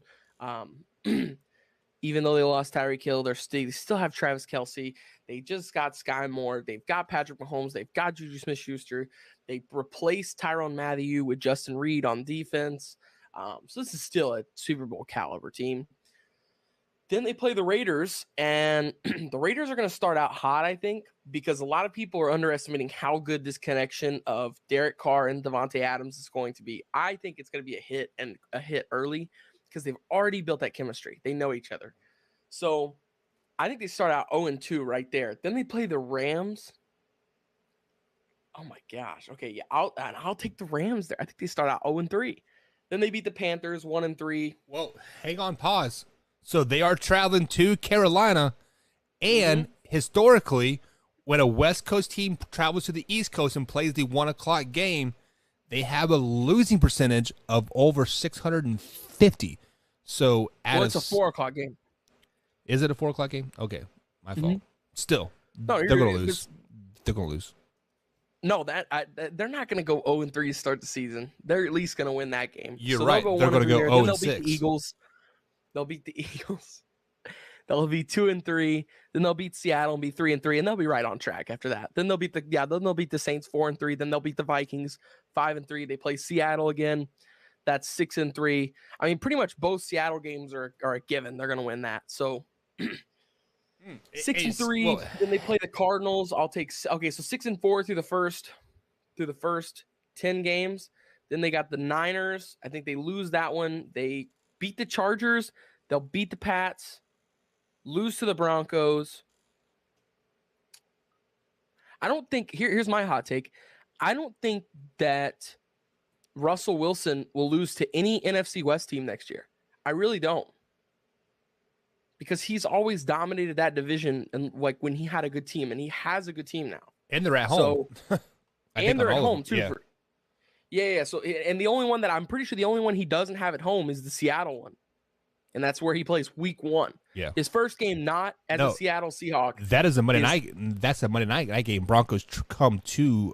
Oh yeah, so the Broncos come to Seattle. Yeah. You're right. Yep. No, you're good. And so that's gonna be a lot of fun. I'll be watching that. But then they beat. I think they lose to the Broncos. Have a crazy upset against the Buccaneers because Tom Brady always has that one weird loss right before the playoffs, and everybody's like, "Oh, see, this is the year. This is the year we see the dip." And Tom's not Tom anymore. This is it, and that's what sparks him to get pissed off and get motivated again, and he'll end up winning another Super Bowl or going to the NFC Championship or something. Then they beat the Falcons and then the Niners. So what's that? That's like 11-5, 10-6, something like that. So I got them at 11-5, 10-6. I mean, everybody except for the Seahawks is going to have double-digit wins in this division, I think. Really? I really do. I think so. Yeah, so let's go on and move to the Seahawks here. So obviously the Seahawks still have DK, still have Tyler Lockett, but the defense is starting to get aged, starting to get wore out. Their quarterback's kind of up in the air. So they do have the 16th hardest schedule going into this NFL season here. And looking at their record or their schedule right off the bat, Monday night game, the Denver Broncos do come into town. And I think Russell Wilson and the Denver Broncos are not going to get a very good warm feeling when they come into Seattle. The Seahawks walk all over them that week 1 game. And you are crazy. So why I think that the Seattle Seahawks are going to be a sneaky good bad team, if that makes sense. I do have them finishing. They don't have Russ. No, it is because they are still a good team, but their record is not going to really show their record in the end. So I had them going 7-10 with like wins over the Broncos week 1, win over the Falcons week 3, wins over the Arizona Cardinals week 6. They beat the Giants week 8, and then they get on a little bit of a win streak here. So they beat the Giants, they beat the Cardinals again, and then they beat the Panthers, 49ers week 15, and I actually had them beating the Chiefs week 16 as well, giving them that 7-10 record moving forward. But if Geno Smith is a starting quarterback for the Seattle Seahawks, they might be a 10-7 team, because I have faith in Geno Smith will kind of have that it factor. But I think Drew Lock is going to win the starting job, giving them a 7-10 record moving forward. What are your thoughts on their season? I think you're completely wrong. Completely wrong on that, Buck. Come on, man. You cannot believe that they're a 10-win team.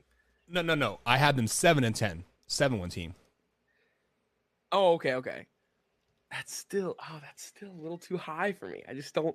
The quarterback position is so important in the NFL. Like it's ridiculously important. It will literally give you, the difference between a average or below quarterback and a average or above quarterback, the difference in that is like 4 or 5 games, like legitimately 4 or 5, because it's everything, like everything that's important to your offense and really your team is centered around your quarterback.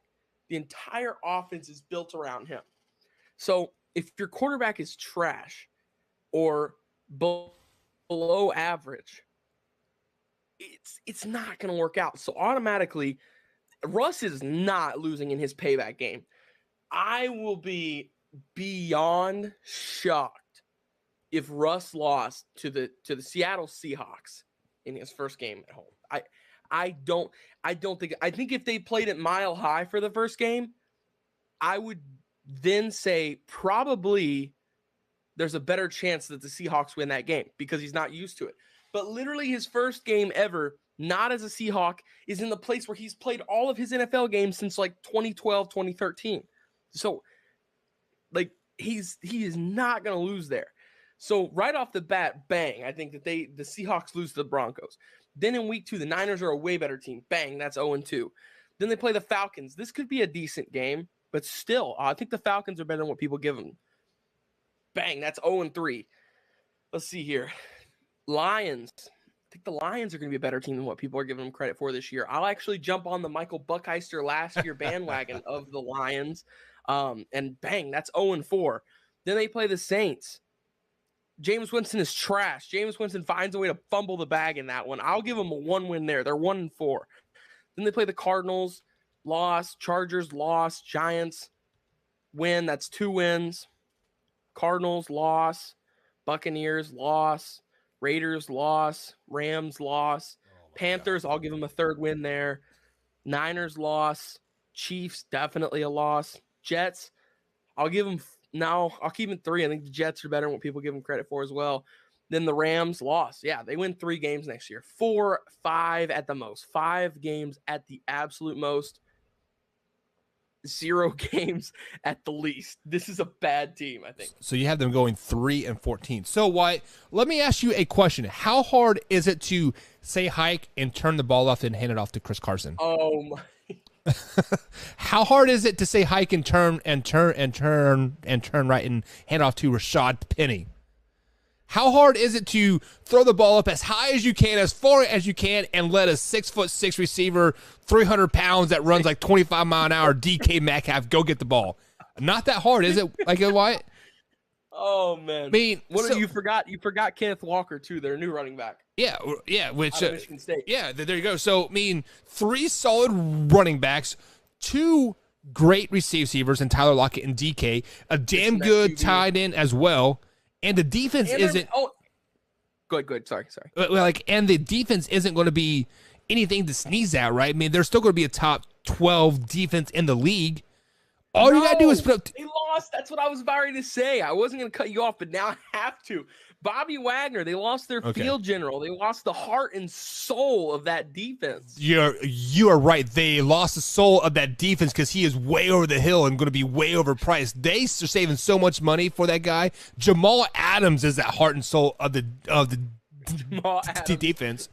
Jamal Adams has like 2 interceptions in his entire career. It doesn't matter. Jamal Adams led the Seattle Seahawks defense in tackling the first 10 or 11 weeks as a safety. Obviously, Bobby Wagner wasn't doing his freaking job. If you're letting a safety get all those damn tackles, get Bobby Wagner out of there. Like, they are saving so much money. They're going to be so much better just like without him and his egotistical ways. I mean, I'm a linebacker. I played linebacker. I played strong safety. We have freaking egos. We're like, hey, we're better than everybody else. And Bobby Wagner, you should have been like Patrick Wilson and retired a couple years ago. I'm just gonna call a spade at the end of the day.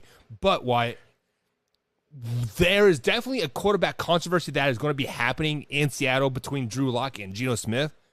But I want to give you a wild horse. Do you remember last season when Jacob Eason got drafted by the Indianapolis Colts? And I said, hey, this guy could be a franchise quarterback. Now he is with the Seattle Seahawks. And Jacob Easton, if he gets a chance in Seattle, This could be a match made in heaven. Jacob Eason, a big, strong arm quarterback, DK that can run like 30 miles an hour with a solid running back core. I mean, 7 wins is not a reach at all, Wyatt. Who do you think Jacob is going to Eason win the is a quarterback? Washington boy. I will give him that. What's that? Jacob Eason is a Washington boy. He's like the all-time leading passer in the state of Washington, like for high school and for college.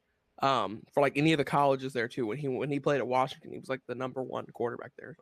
That's actually a crazy fact. So give me this crazy fact, Wyatt. Who is going to start for the Seahawks at the quarterback? Gosh, Geno Smith, Drew Lock, or Jacob Easton for week 1? Yeah, week 1. Geno Smith. He's been there. Geno Smith, and you're sticking to it, huh? Yeah, I don't think he's a starter all year. I think that Drew Lock gets a couple of touches. I would be really surprised if Drew Lock didn't get any touches at all, because that's a second-round quarterback from 2 years ago. So like you got to at least give him a shot. And he could have been a first-rounder. His Missouri tapes are really good. He is. So yeah. 100%. He could have been a first-rounder, late first-rounder. So I think by at least week 8, unless if Geno Smith just picks up the reins and starts whipping the mule and the wagon runs. I mean, if the wagon runs, you got your quarterback. If Geno Smith gets at the helm and they start winning games, then he's not going anywhere. Right. But I'm thinking that probably doesn't happen. So Drew Lock comes in by week 8, and if Drew Lock fumbles the bag, maybe Eason gets a shot at the end of the season just for them to see, like, kind of like a you just throw him in at the end of the year, see how he does. Oh, he played 3 games really well, so now we know, we could possibly draft a quarterback and have him, learn behind this guy, A, or B, we could trade him off to get something. So I don't know. I think the Seattle Seahawks have 2 or 3 quarterbacks next year. Yeah, you are absolutely 100% wrong. They have 1 quarterback next year, and he was a former first round pick. Wasn't he the second quarterback taken off the draft that particular year? Baker Mayfield, baby. Baker Mayfield to Seattle. Hold on. He was pick 1, round 1, pick 1. I know. I was testing you. We can't skip. No, I know we can't skip on the Browns' failures, though. We have to. It wasn't a failure. The Browns just shit the bed on this, and they're letting a future Hall of Famer walk for nothing and go to Seattle and lead this team to 7 wins, baby. No. If Baker Mayfield is a starter for Seattle Seahawks week 1, 10 wins, Wyatt. 10 wins and playoff berth. I'll tell you what. If Baker Mayfield is a starter for the Seattle Seahawks come week 1, I'll give him 9 wins. Okay. I would.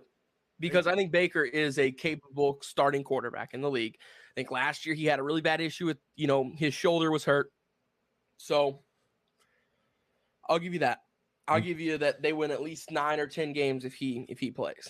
All righty. So moving on to the next team here, the final team in the NFC West schedule breakdown, and that is the San Francisco 49ers. And my man, JBG, will be leading the quarterback round all 17 games this season.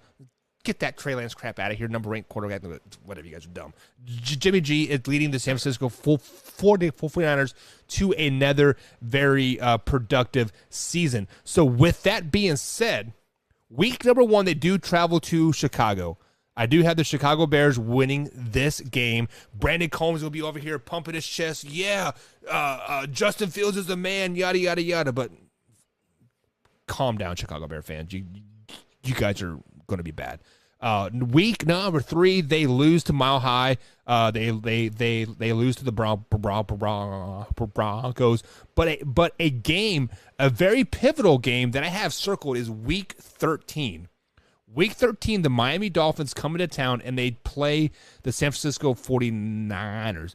Why is this game pivotal? It is because this is kind of the game. It's like, are you going to be above 500 game or are you going to be below 500 game?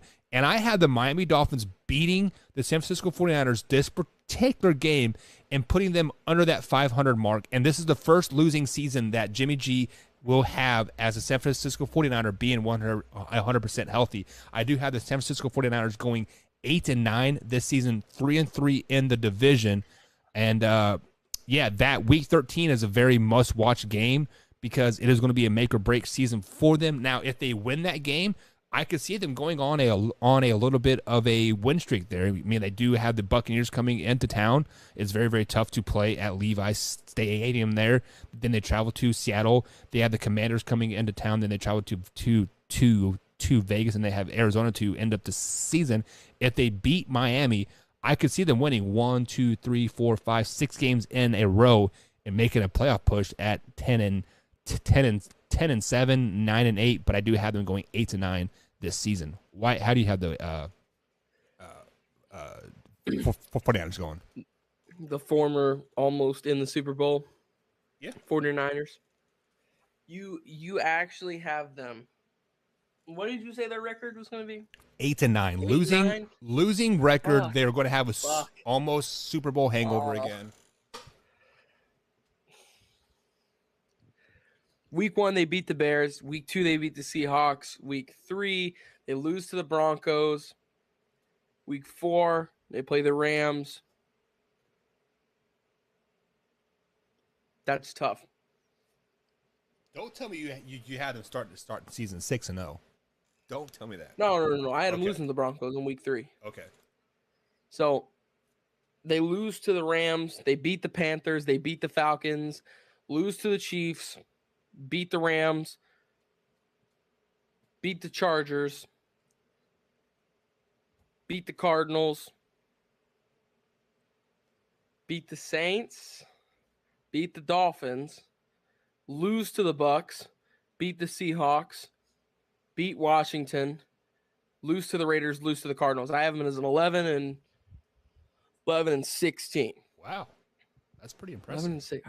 There's 3 good teams in this division. And if Seattle can grab a quarterback before this starts, they can grab Baker Mayfield. This is the one place I will agree with you on the Baker Mayfield thing, even though you've told me that every team in the NFL, I think, needs Baker Mayfield, including the Kansas City Chiefs at one point, which I couldn't believe you said. Backup, yeah. But you were joking. I know that. But backup, no. If Seattle can snag him before the season starts, I think they'll be a good team. My sock is messing up. I hate it. There's like a little hole in it in the top, and my toe keeps on coming out of it. It's annoying the crap out of me. So you have a little wiener poking out of the top of your thing. So you were chasing the lizard, huh? Yeah. So I was chasing a lizard. Believe me. Okay, so breaking down the NFC West here, guys. If you guys missed anything, I will upload the clips tomorrow morning, and you can just check out each team that like you want. So I actually had the Rams winning this division. Wyatt at 11-5. I had the 49ers coming in second at 8-9. The Seahawks coming in at in third place at 7-10. And then I have the Cardinals coming in at last place at 6-11. Who do you think is winning the division? That division is tough because there's 3 teams, and if, like I said, if Seattle can get a quarterback, then there's 4 teams that could possibly win it. So, with that being said,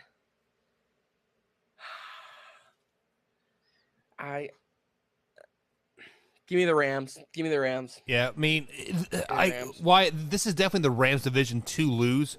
Because let's be honest, the only person that they lost from last year's team was obviously Von Miller, which they picked up week 12, right? Which I don't think. Yeah, but they replaced him. They got Bobby Wagner. Yeah. So they went away from the edge, rusher, and got a field general who's going to stand in the middle of the field and just be awesome. So what you're saying is they let go of one 34-year-old defensive player to pick up another 34-year-old defensive player. They let go of one influential veteran to sign another influential veteran. There you go. Okay. That are both going to be playing like 50% of the snaps this season. But okay, whatever. No, but yeah. So they lost Von Miller, which he was pretty effective of helping Aaron Donald take away double teams, right? But then they also lost Odell Beckham Jr. that caught 3 catches in the Super Bowl. Granted, he did get hurt, but not a very big loss either. I mean, like the Rams are damn good, Wyatt. Matthew Stafford is going to have a great season, another great season. Cooper Kupp is probably going to get double teamed a lot. So they, who's their second receiver that they got? Why am I forgetting this right now? They lost Woods. Yeah, but they got Odell. No, they haven't re-signed Odell. Hold on, they got somebody. Why am I forgetting this? Odell Beckham Jr. is going to the Packers, boy. Fingers crossed.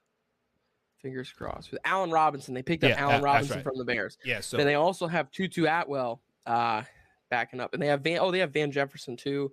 Yeah, this is a good wide receiver squad. Yeah. And running backs. Oh my God, Cam Akers and Darrell Henderson. Both two guys are dogs. Wow. They're both injured a lot though too. So yeah, they are both injured a lot. But that is true. Yeah, but Rams 11-6 this season. I definitely have them winning the division. But then the rest of the division, I had them losing records. So it is kind of weird that we are so opposite on these two, on this division, because last year, I believe we had everybody in the NFC West getting like 10 plus wins, right? And they were pretty close except for the Seahawks. So if there could be a surprise team in this division wide that could just like blow everything out of the water, besides the Rams, who can surprise you and win this division?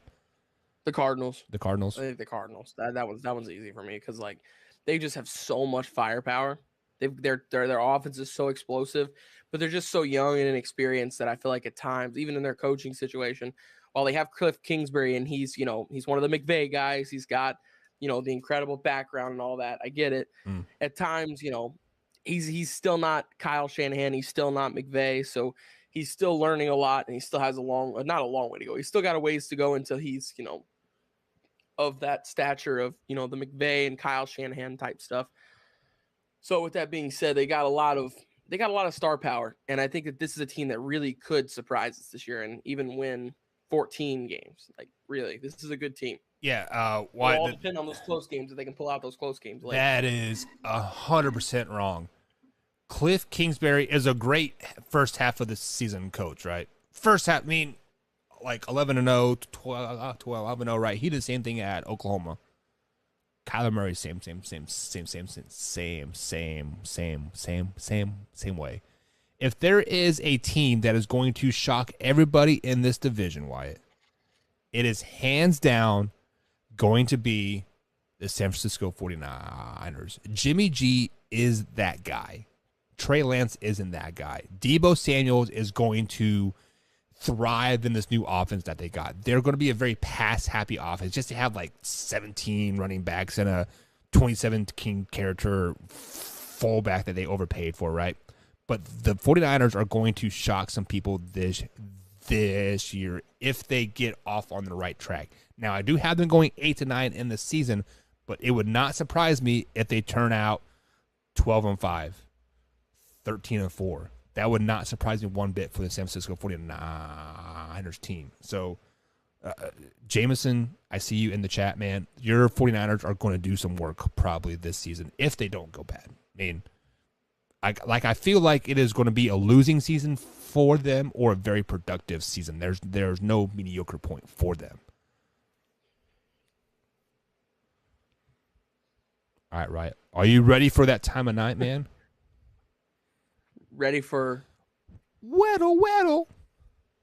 Yes, let's go. I was gonna ask if we were playing it. Let's go, dude. Did you see they have Weddle Unlimited now, to where like you don't have to like instead of just doing one a day, you can do as many as you want. Yeah, I saw a guy on YouTube. He stole our clip. He was on there for 2 hours. He was on there for 2 hours and didn't miss one for 2 hours. He must have been on 2 easy. hours? He must have been on easy. That Wow. tool. Yeah, probably. Whatever. Anyway, guys, if you do not got an interview playing, get very off of there. honored Hang right on, now Wyatt. to be able to have a guest Hang on. on with me at this time. My thing has retired frozen and I play-by-play don't know how to get it off of it. Come on, man. Ruh-roh. 49ers is not shocking. How is it not shocking, Drew? I had them going 8-9. That is very shocking. So my whole system just froze on me, Wyatt. So we're working good, but nothing else is working right now. Uh-oh. There he goes. All right, pull it up. We're back. All right. We're back, baby. All right, so we're starting with Patrick Mahomes. Well, hang on. Explain to people what Weddle is before we get to your getaway. Man, you are so lame at this. Jeez. There are 3 things that Wyatt is good at: chasing lizards, taking dumps, and playing with his hair throughout the whole show. Okay, so Weddle is basically like Wordle, but with NFL players. And I saw somebody say this yesterday. The best way to explain it is by playing it, and that too is like 100% true. So basically, you'll pick it up kind of as we go along, but in a nutshell, it gives you. So you type out a player, say you put Patrick Mahomes, and it'll light up with colors, or it'll light up with green if it's correct, yellow if it's within 2 units, and gray if it's like completely incorrect. All right. And Weddle Easy is just skill position players, and Weddle Hard Mode is any NFL player on a 53-man roster. All right, so let's do it. With that being said, we can start with Patrick Mahomes per the usual. Yeah, if you would pull up the screen and we could see it, it'd be fantastic, bro. Oh no, I was literally just on there doing it. They are a good team. Surprising if they lose this season. 49ers are gonna have a losing season because the reason why the 49ers are gonna have a losing season, Drew, is because by week 6, put Trey Lance in there, and Kyle Shanahan's gonna bow down to the I love Trey Lance and I can't waste my first round pick, whatever. Anyways, Weddle time, Wyatt. All right, so our first choice was Patrick Mahomes. He's not on the Kansas City Chiefs. He's not in the AFC. He's not a quarterback, and he's 6'1" or 6'2". He's either 6'2" or 6'1", yes. And he can't be, because of this, he can't be 26, 27, or 28. He's older than that. And his jersey number is lower than 15, 14, 13. So his jersey number has to be 12 or below. And he is not a quarterback. So with that being said, he's an old receiver. Shorter, but he's within 2. So I'm thinking probably wide receiver. Yeah, an old receiver, huh? Tyler Lockett, baby. NFC wide receiver, older, been in the league for 8 years. Oh, greens. Okay, so greens basically means that those are correct. So let's see. He is 29. That didn't really tell us anything over here. But we do know he's an NFC West. He is 16. Dang. A Niner. He's either a. Oh no, that was a good guess though. No, it doesn't matter that he's under 16. You got us 3 greens, Buck. Yeah, so don't shoot down your guess like that. So he's a Cardinal, Ram, or 49er. He is a receiver. Dude, he's the division we just broke down. Yeah. That's wild. Okay, so he's either a 49er, a Ram, or a Cardinal, and he is a wide receiver. So let's try and narrow it down the team. What number is DeAndre Hopkins? How long has DeAndre Hopkins been in the league? DeAndre Hopkins has been in the league for a while, and I believe he's number 10. Let's try that one. Let's do DeAndre Hopkins. That's a good guess. Bang! There we go. Bam. Too easy, baby. Bang, bang. All right, here we go. Weddle hard mode. What do we start with here? I feel like now I'm just going to scroll, and I'm going to stop, and we have to pick one of these names. Okay. Okay, do it. Which name do we want to go with? Do we know any of these people? It is Jacob Eason. We were just talking about it. But so they have been kind of doing an NFC AFC thing, so I feel like it's going to be a AFC defensive player. Okay. So let's pick somebody like Justin Reed, a safety for the Kansas City Chiefs. I mean, that should give us right in the middle. Boom. Bang, bang. We're right up on it. Okay, so he is a safety. Yeah. He is 26, 27. He's short. Let's do Jesse Bates. And he's a AFC North, South, or East. Yes. Jesse Bates. There you go. Oh, who's the other? Cincinnati. Let's go. Who's the other Cincinnati safety? Shoot. That is Von Bell. I'm not for sure, man. I'm pretty sure it's Von Bell. Let me think of this Super Bowl of who got burned by Odell Beckham Jr.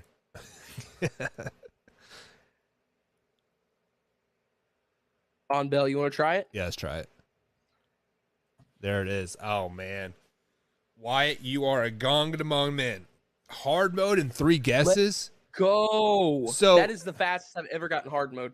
So I kind of feel like it's cheating because they have been kind of going back and forth, right? Like, hey, like it's been AFC, NFC type thing, but whatever. It is what it is. Yeah. But yeah, all right, guys. Like Weddle, just Google it. Is there an app for it, Wyatt? I don't think so. I don't. I've looked for it and I haven't found one, so I don't think. I don't think they have one. You just literally just look up Weddle, and they have one right now where like it's not just so. If you just look up Weddle, it's only one player a day. Like the Wordle is only one word a day. Yeah. But if you look up Weddle Unlimited, it's the same group, same people, and it's just Weddle with unlimited players, and you can choose easy or hard mode, and you can play as much as you want. There you go, guys. That is going to be it for tonight. We broke down the NFC West tonight. Tomorrow, Wyatt, we are going to do the AFC West. So